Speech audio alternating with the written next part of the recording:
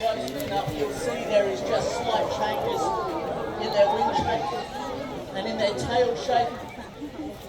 That's how these birds steer, it's how they gain their height. These birds are very similar to the black-breasted buzzard I talked about a little bit earlier. I mentioned that they were the broad-winged raptors. The wedge-tailed eagle is the ultimate broad-winged raptor.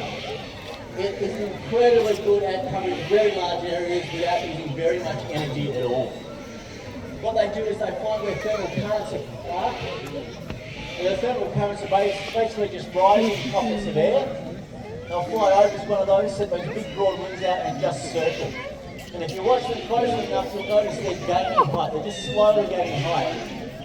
Once they get to the top of the thermal, all they need to do is just drift off that thermal current until they hit another thermal current, which will push them up again. They get to the top of that one, and then drift off that until they hit another one. It'll push them up again. So they can do that literally for hours and hours on end, and not even have to beat their wings. So they can cover extremely large distances without using very much energy at all. What they'll also do once they're up nice and high is use their amazing eyesight to look for their prey. They can see a moving rabbit from well over 1 kilometre away. They sit up there, they look out for things like rabbits, bandicoots, other birds occasionally, reptiles occasionally.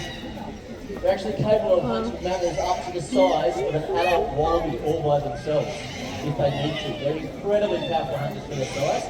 And you'll see she's got massive feet to cope with some pretty large prey. Now, although they are really big birds, if they're up very high, it's hard to pick the size of a wedge-tailed eagle. So one of the best ways to help you identify them is to actually look at their tail shape.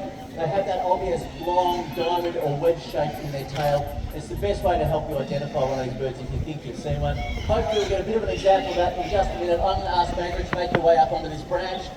When she lands, she'll fan that tail out and you'll see that shape in the tail that I'm talking about, that diamond or that wedge shape in the tail there. Yeah, that's right. Now keep your eyes open for wedge-tailed eagles as you are walking around the sanctuary grounds here today. It's a perfect day for eagles to be out and about. In fact, I can actually see a wedge-tailed eagle flying out there right now. We have a wild pair of eagles that do live very close by the sanctuary grounds. Some of you might just be able to see from this side, just above that really tall gum tree right out the back there. I don't know if anybody can see it.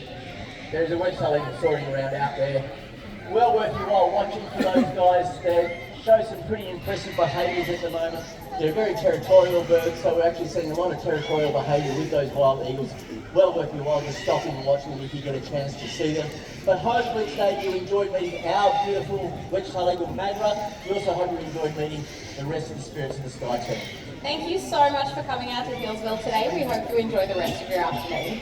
Thank you. Thank you.